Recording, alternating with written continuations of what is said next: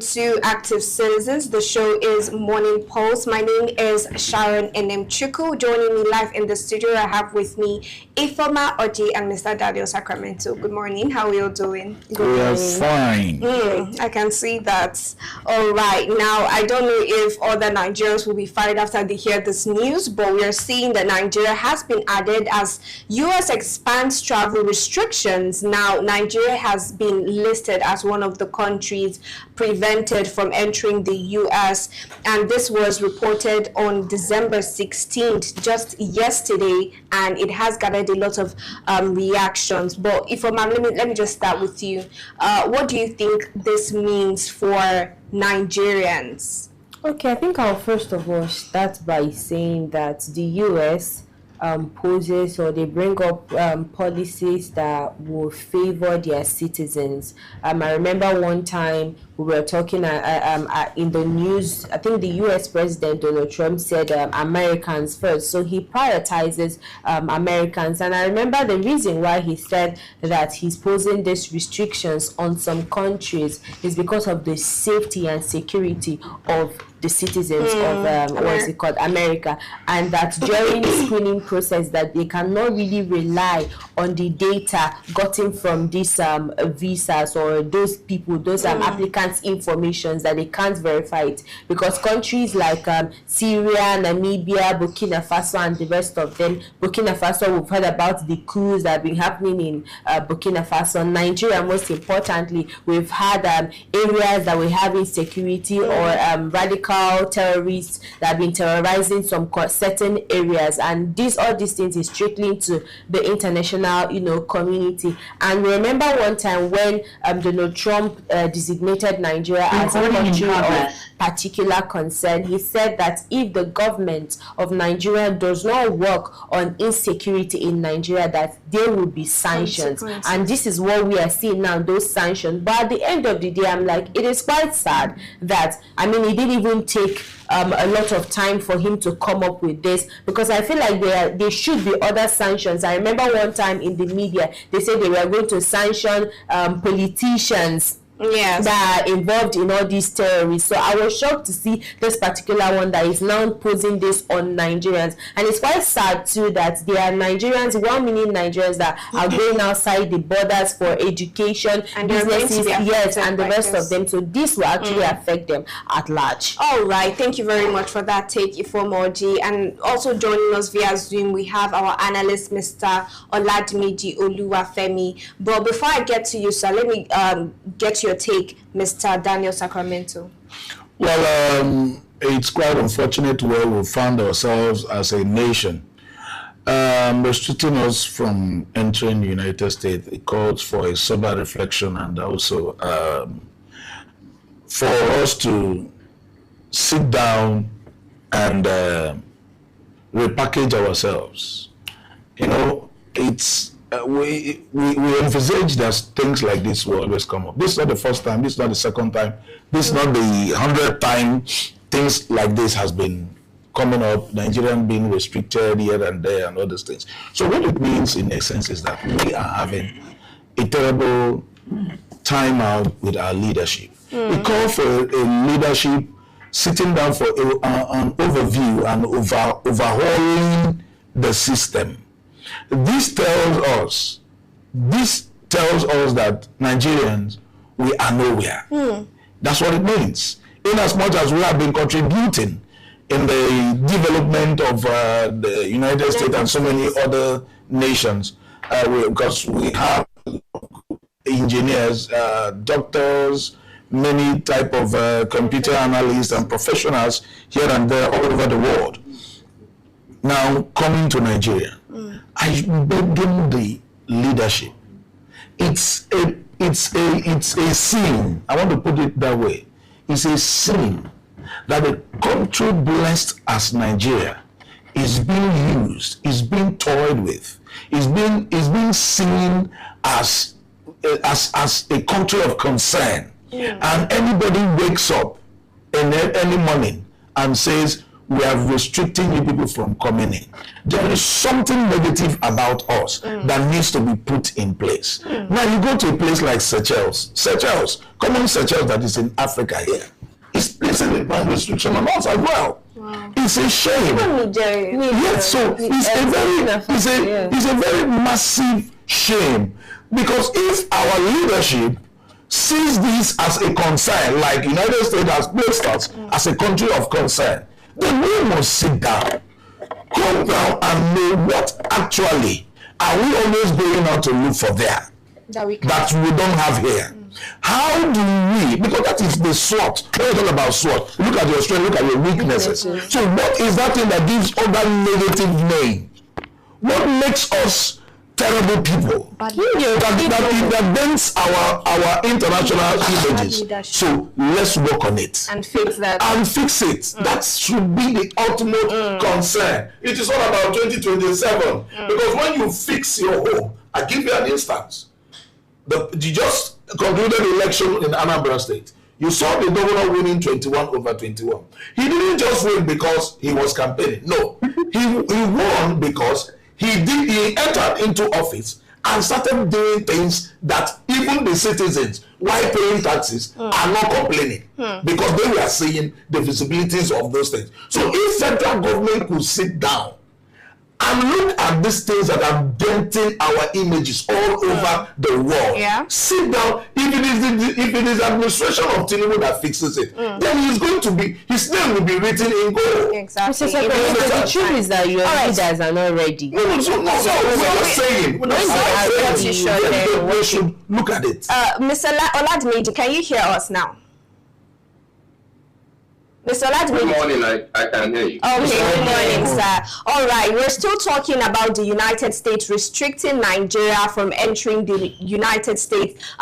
You listed other countries as well, Burkina Faso and the rest, but we're focusing on Nigeria and what this means for us as a nation. And when they did this yesterday, they cited the fact that there are insurgencies and insecurities that don't just add up. And because of that, they are protecting the citizens of America and so have restricted Nigeria. Let's get your take, sir.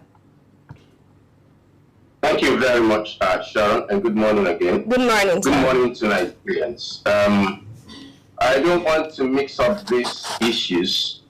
I mean, names of countries on this list were sanctioned or were restricted, are restricted for different reasons. For Nigeria, it is, we all are aware of why we are restricted, the Christian genocide situation going on, the lucrative insecurity, and the ineptitude and impunity in governance. For Burkina Faso, I think it is a matter of geopolitical calculation. Currently, Burkina Faso is friend with Russia, and currently Russia, in the geopolitical calculation, and America are not on the same page right now as we speak. So, and Burkina Faso is an ally of Russia, and of course, a junta regime currently runs that country. So, America do not recognize a junta regime, recognizes democracy, even though we can discuss the kind of democracy that these global leaders recognize around the world. So, that is that as it is. For us as a country, I think it is not a shocker to me, because if we, like I said some months ago, if we continue on this trajectory, on this path that we are on, we will definitely get sanctions from our allied countries, especially those that are borrowing us funds and those that are granting us funds to develop our economy. That's the situation we are in currently. And let me add, Sharon. More will still come. More will still come. Now, you know, Mr. Daniel also mentioned the fact that other countries as well has also banned Nigeria from entering their countries. Now that the United States, which is being recognized as a global power, has banned Nigeria, do you see other countries following suit? It's not. They didn't say that they banned Nigeria. It's a temporary restriction. Yes, but does it have any implications? Definitely. I think other countries might actually follow suit, because I mean they've been seeing the news, they've seen the terrorist attack, the whole genocide, and the whole terrorism in Nigeria. So it's possible that everybody will toe that same part of restricting Nigeria. And at the end of the day, we ask, where is the investment that we have been clamoring for? We've seen the president travel to US, travel to Russia, talking about people in diaspora coming back to Nigeria to come and invest. Imagine a situation where we have something like this and we can't even fix it. Now, there was something that Mr. Sacramento said when he was talking. He said this is something that our government need to, sit down in a round table and discuss what exactly is causing, what is the root cause of this problem that we're having. Why are they restricting Nigerians? And focus on that root cause, bring it to an end. All right. I believe that when they work on insecurity in Nigeria, the borders will because be that was again. the reason that they cited, United States cited for this restriction. But Mr. Daniel, we know that since this Christian genocide topic came on board, the United States has also come out to threaten sanctions against the Nigerian government and perpetrators of insecurity. Now it seems that it has started off by affecting Nigerians completely. Are we looking forward to more specific sanctions against perpetrators of insecurity? Well, remember that the United States, the Pentagon and the Nigerian government had an MOU, to work in accordance to make sure they bring, they curb the insecurity that is bedeviling the country. Now, the truth about it is that this is not the first time Nigeria has been placed on a partial restriction. It has all been on. A lot of countries, when this Japa syndrome arose, a lot of people were traveling here and there, leaving the shores of the nation. Many countries started putting up stringent restrictions against Nigerians traveling. Now, it still boils down to, yes, if the right thing is not done, more restrictions will come on board from even countries we least expect it, because there is nobody that wants to, they don't know who is who. Yes. That is the truth. So whether you are a student, remember there was a student of Nigerian, the former Minister of Finance so many years ago, the son who has been in US, was seen having a rapport with Akada. And he was arrested when he wanted to detonate the bomb in a plane. Wow. And trust him, he became that he is from Nigerian descendant. So then Nigeria has to place, the United States had to place Nigeria on ban, a security check. So the truth about it is this. Yes, in as much as we have extremists here and there, the truth about it is that the federal government, I still maintain, let the administration of Bola Ahmed Tinubu, the present president, do everything humanly possible to change this narrative. Yes, he has his own. It doesn't mean that when you have a bad character or a bad record, that means you cannot make amendments. No. J.J. Rawlings did the same thing as well in Ghana.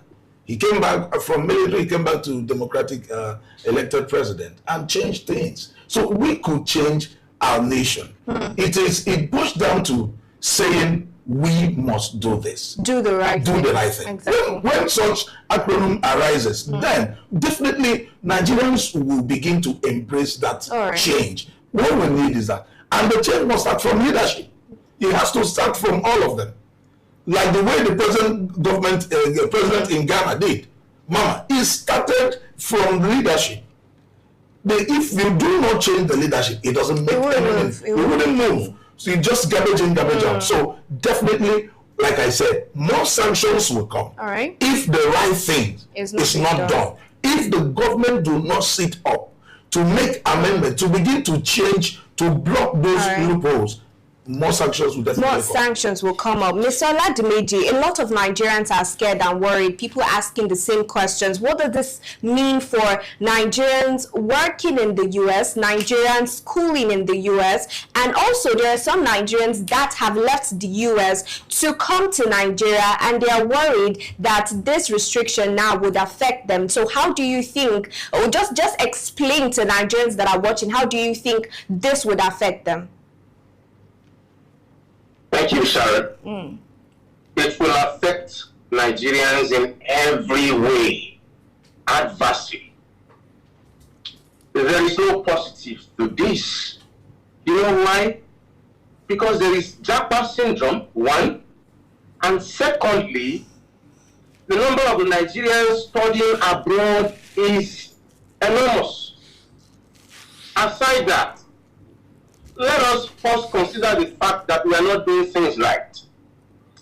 Around the world, countries are recognizing the times that we are in, and they are fixing their system so that their citizens are forced in their plans. Yes. Remember that the UK revealed their foreign educational status and what have you. Countries are reviewing their system so that their citizens are catered for. But what are we doing in Nigeria? We continue to tow the path that leads other country to fix their system and adversely affect Nigerians abroad. Now, Nigerians are going to face, number one, those that have come home for summer will have issues returning. And what if they are students? They are in for it. Because the semester will not wait for them. The contact seasons will not wait for them. If their employees over there and they are on leave and they are just, taking the opportunity to visit their family at home, the jobs will not wait.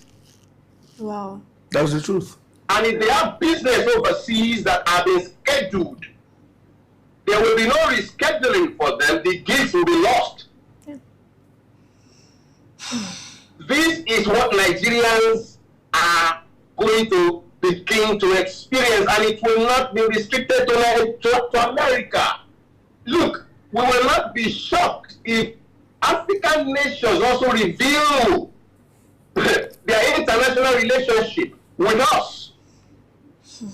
Ghana, South Africa, bear in mind Nigerians run to these places. Yes. Tanzania, Rwanda.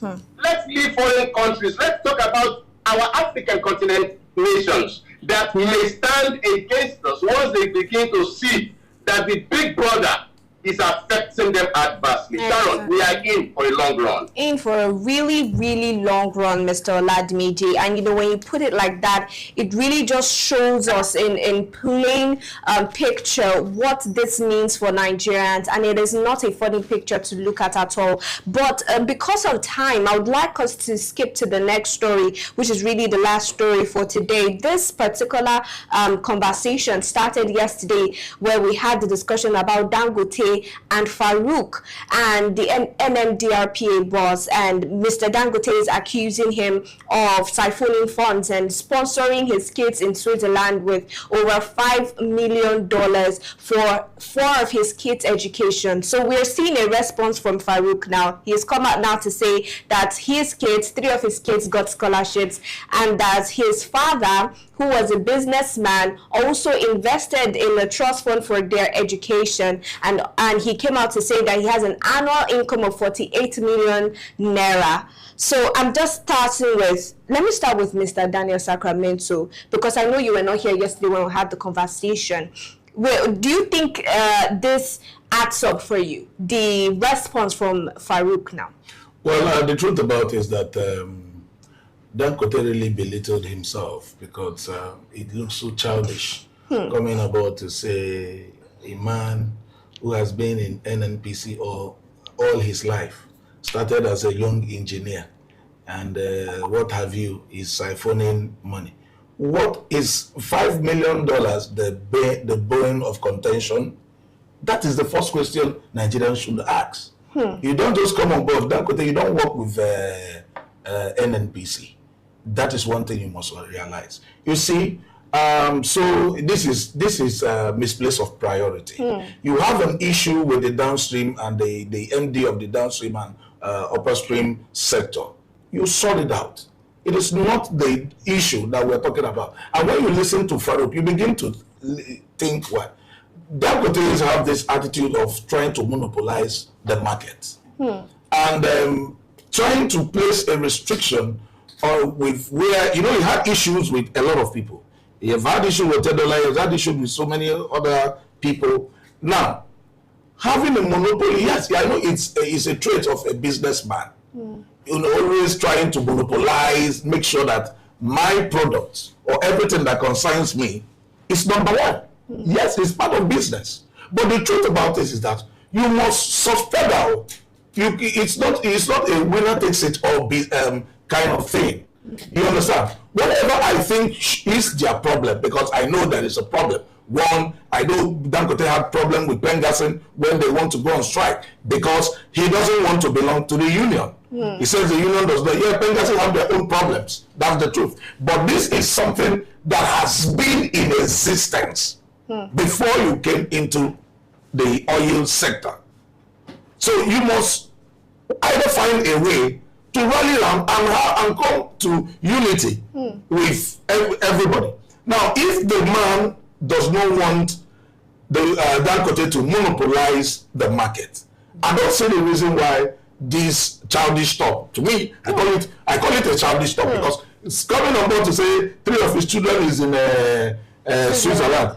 And hello, what's the meaning of that? Okay, I think I have a different opinion. No, I'm coming. The angle I'm coming from, I'm not saying it shouldn't count. Okay. Coming from him as Dangote is an issue with me. Because I know, and Nigerians know, that this guy's children being in Switzerland is not the bone of contention. Let them come on board. Tell us, Nigeria, what exactly led to Dangote coming on board to come and tell Nigeria, this guy, that ICPC should go and investigate him, that his children is in Switzerland. I don't understand. All right. Because that's not the issue. I was just going to say this. I think I remember when we talked about this earlier, I said, I love it sometimes when you see, these big men fight, at least they make the headlines and, rumors and everything, spice up everything. But at the same time, Mr. Sacramento, I get your point. But at the same time, I think what Dangote did here is told the part of whistleblower, which anybody can actually do. Now, he's bringing to the public attention of how much a public servant officer is spending. He does not, his earnings does not commensurate to what he's spending across the borders. It does not comment. Now, see what I'm trying to say. Let me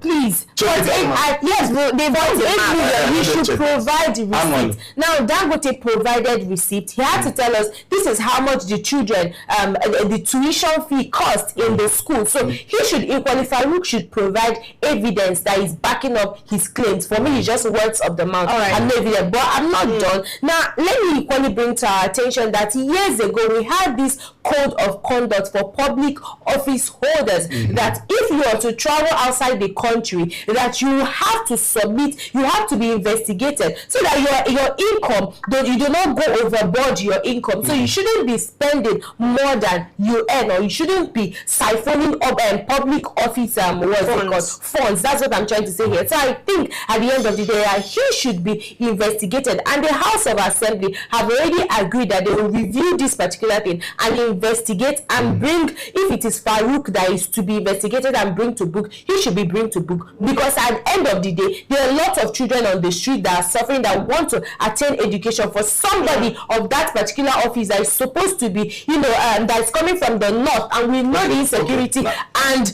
out of school children, you shouldn't. Let me get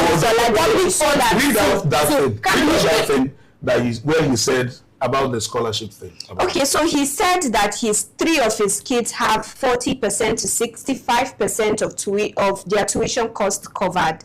Now, he also said his late father was another Nigerian businessman who established an education trust fund for his grandchildren before he passed in 2018. Now, he also said that from his own savings and family contributions and annual income that he makes, that commiserates with how much. So a lot of people are saying that Dangote responded and said that his father was not a businessman, that he knew his father was not a businessman. Like I said, I'm not making case for Ahmed Farouk. Okay. I'm not making case for him. But what I want to know, or what they should be telling us, that is very, very paramount, is what brought this fight We must understand this thing so that when we get to Farouk's own, we are able to trash it. And what me I'm we will now say, okay, let's look at where are you in all this? Let's look at your take. Look at what brought about this. Mr. Olajide, are you still with us? I am with you. Okay. I was listening to Ifoma and Communist Sacramento. You have the mic now. Yeah, Communist Sacramento. Let me speak as an economist that I am. Yeah. And someone who did a bit of forensic accounting during my ATS days. Now, Conrad. Yeah. There is no parity between the spendings of Farouk and his expenditure. And his income. I don't have issues with that. No, I don't have issues with that. Hold on, let me. I don't have issues with that. For you. There is no parity. One.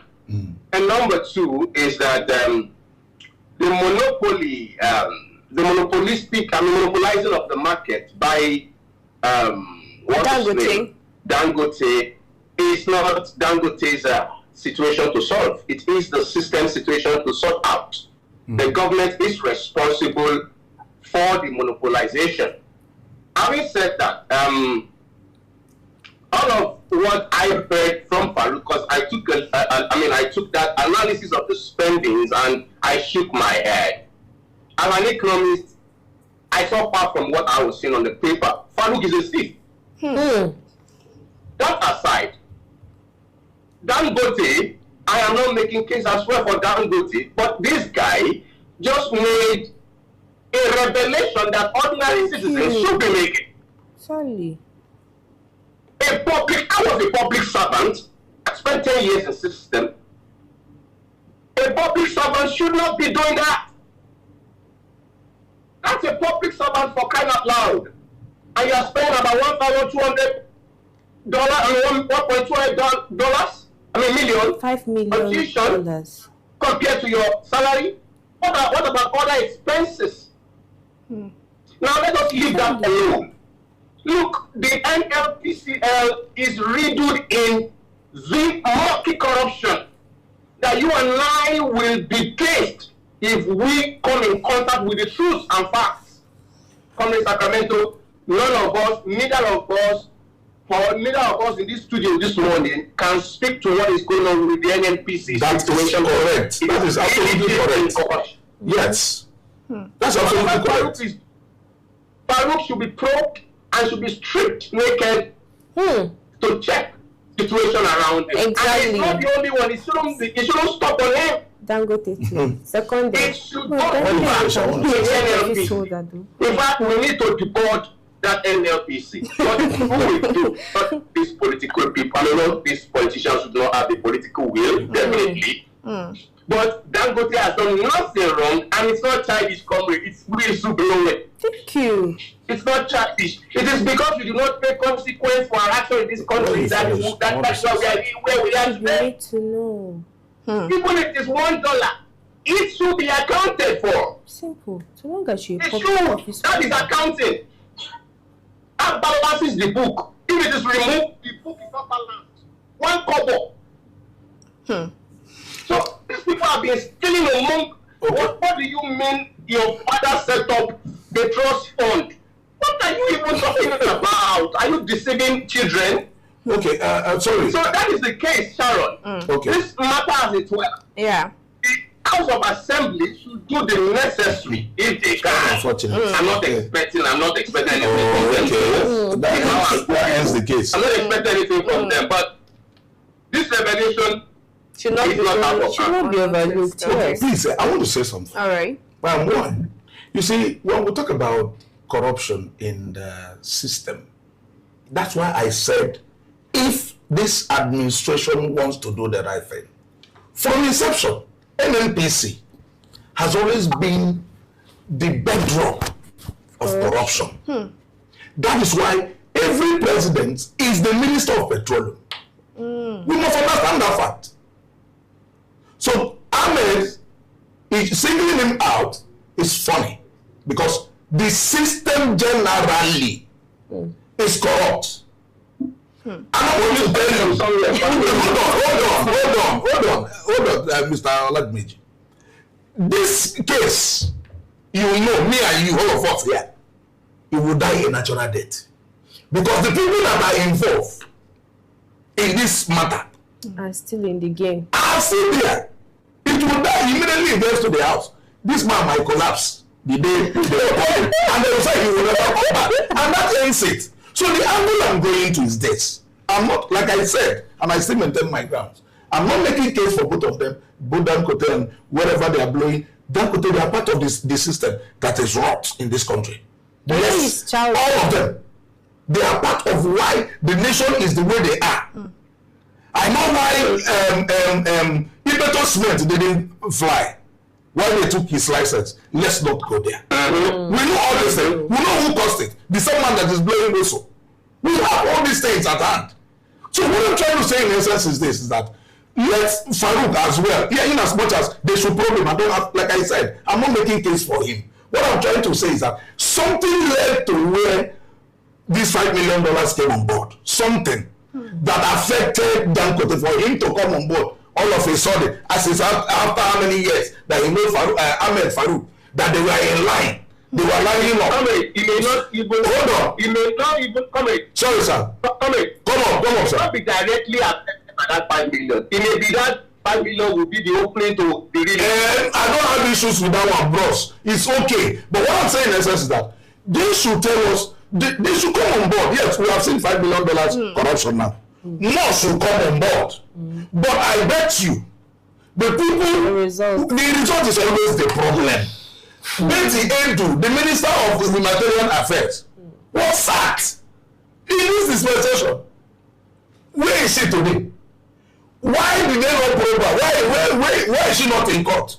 Because she opened up and people in the executive federally were involved. And the case died. Hey.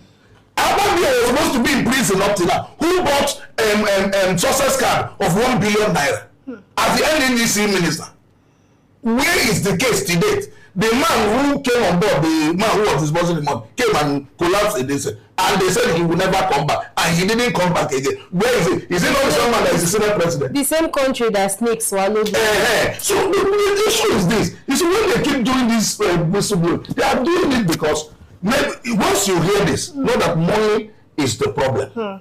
Somewhere you didn't give me, I didn't want to give you, or you didn't do this. There's an underlying fight. All these things you ask, watch before the end of this week, you will not hear this matter again. And this just shows how rotten our nation is. Even everybody, right? I think at this point, what Mr. Daniel Sacramento and what Oladimiji is saying are the same thing. But Mr. Oladimiji is coming from the point that they should start from somewhere. Mr. Daniel is saying that it's everybody and it's everywhere. And it's because it's not favoring some people, some fraction of those people. And that's why they've come out now to complain. Anyways, I think personally, yes, we are going to, I think I want to sit and watch what happens and how this unfolds. Mr. Daniel has predicted by the end of this week we are not going to hear an update on what is happening with this. Okay, and what is happening? NDPRA is in Kuje. Yes. We also Malami is in the FCC. Malami is in the FCC office. Yes. We talked about that the other day. We talked about that the other day. Do you know? Sharon, let me say something quite quickly. It is quite sad that we've gotten to this point that even Mr. Sacramento, Mr. Oladimiji, and the entire Nigerians are really jaded, are really tired of the moral and the political decadence in the country. It is sad that we cannot even rely on ICPC. It is sad that we cannot rely on EFCC. It's sad that no institution in Nigeria that we could actually run and hope that, it is quite sad, to be honest with you. Where do we start from? Mr. Oladimiji now is saying, let's start from somewhere. If you start from somewhere, where are you going to end? If his mouth, if they try Ahmed Farouk, if he opens his mouth, this country will bust. Everyone should just respect themselves. But then the corruption will continue sinking deeper and deeper, even as we instead of putting people into exposing people. That's what Jonathan wanted to do. make the institution strong so that corruption will end. So that's the way to fight corruption. But when you say come and bring IBTC and bring police and bring hunters to come and probe you, it will end at that table. But when you make the institution very difficult, unfavorable that people cannot access it, nobody will infiltrate. Then it begins to die a natural death. I think the entire recommendation is to build a stronger system instead of fighting individuals who are corrupt, a system that will not be favorable to corrupt leaders. But we're going to call it a wrap here on the conversation. Thank you so much, Mr. Daniel Sacramento, Mr. Oladimeji Oluwafemi, and of course, Ifomoji, for joining me on the conversation today. For our viewers, thank you as well for joining. If this is your first time, this is Morning Pulse on Active Citizens. And if you're yet to subscribe to our YouTube channel, please endeavor to do so right away. And follow us across all social media at Active Citizens. You can find me as well across all media at Sharon Enemchukwu. And you can find me on Facebook at Oji Sophia and on Instagram at Misolex. Mr. Oladimeji. On Enos X. At Pivot Oladimeji. Of course. Thank you. And Mr. Daniel Sacramento is always in the studio. So we'll come your way later this afternoon. Do have a fraudulent free morning.